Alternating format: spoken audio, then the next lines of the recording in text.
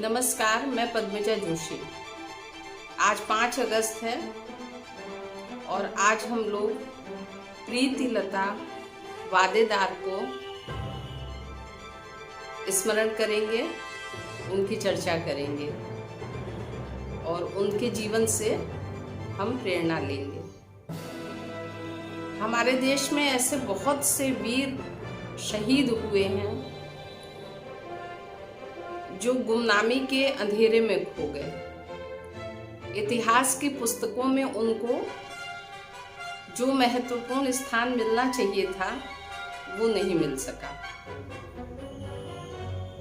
और कुछ ही लोगों को मिल पाया क्योंकि वो स्थान, तो उन्हीं में से एक ये भी हैं प्रीतिलता वादेदार। ओके, तो स्टार्ट करते हैं। चिटगांव वर्तमान बांग्लादेश जो है उसमें 5 मई 1911 को इन्होंने जन्म लिया था। इनके पिता का नाम श्री जगबंधु और माता का नाम प्रतिभा देवी था। बचपन से ही ये बहुत मेधावी छात्रा थी और इनके पिता नगर पालिका में कार्य करते थे। इनके पिता क्लर्क थे, तो घर में आमदनी पैसे की बहुत कम थी, लेकिन फिर भी इनके पिता अपनी सामर्थ्य से अधिक इनकी शिक्षा पर खर्च करते थे और ये भी पढ़ने में मेधावी थी। तो इस तरह से इन्होंने पढ़ाई अपनी जारी रखी और अच्छे नंबरों से उत्तीर्ण होती रही। लेकिन ये जब इंटर में पहुंचती हैं, 12वीं की परीक्षा देती हैं, तभी कुछ कारणों से इनके पिता की नौकरी चली जाती है और घर पर आर्थिक संकट मंडराता है और इनकी पढ़ाई आगे होने में दिक्कत आती है।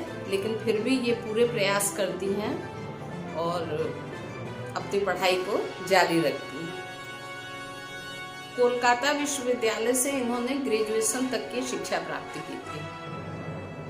कहते हैं कि ब्रिटिश सरकार ने इनकी डिग्री रोक ली थी, जो कि इनके मरणोपरांत इनको प्रदान की गई थी।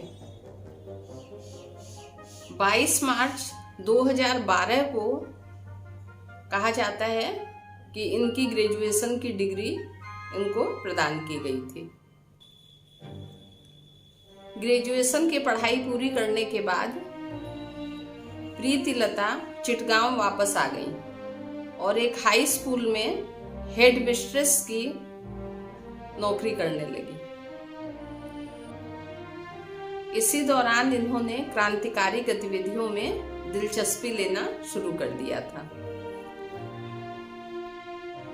उस समय क्रांतिकारी समूहों में महिलाओं को इतनी आसानी से भाग लेने के लिए नहीं मिलता था, लेकिन ये बहुत चतुर थीं, तो इनको अंग्रेजों को चकमा देने के लिए और क्रांतिकारी संस्था से जोड़ा गया था। कहते हैं कि रामकृष्ण विश्वास, जो एक प्रमुख क्रांतिकारी थे, वो काफी वर्षों तक जेल में बंद थे, लेकिन ये प्रीतिलता उनकी बहन बन करके और करीब करीब जेल में 40 बार उनसे मिलने गई थी। 1931 में अंग्रेजों ने विश्वास को फांसी दे दी थी। इस घटना ने प्रीतिलता को झकझोर के रख दिया और ये पूरी तरह से क्रांतिकारी बन गई थी और ऐसी गतिविधियों में पूर्ण रूप से भाग लेने लग गई थी। अंग्रेजों की गोली लगने से प्रीतिलता जब घायल हो गई, तब अंग्रेजों की पकड़ में न आ जाएं, इसलिए इन्होंने पोटेशियम साइनाइड की गोली खा ली उस समय ये मात्र 21 साल की थी और इतनी अल्पायु में ये वीर गति को प्राप्त हुई और बंगाल की ये विशिष्ट वीरांगना है। हम इनको सत सत नमन करते हैं, बारंबार प्रणाम करते हैं। अपनी स्मृतियों में इनको हम सब याद रखेंगे। ओके, जय हिंद, जय भारत।